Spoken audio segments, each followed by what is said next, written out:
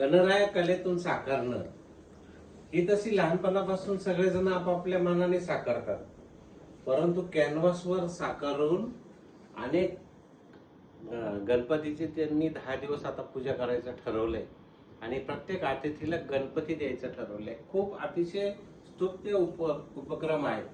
खरं तर आरस करण्यामध्ये लहान मुलं तन्मयाने भाग घेतात, पण आपली कला घरोघरी जाणार आहे याचं भान ठेवून वेगळा गणराया दुसऱ्याच्या घरी जाऊन जेव्हा वेगळा आनंद देतो, तो आनंद खूप वेगळा असतो आणि एका कलाकाराला प्रोत्साहन देणार आहे.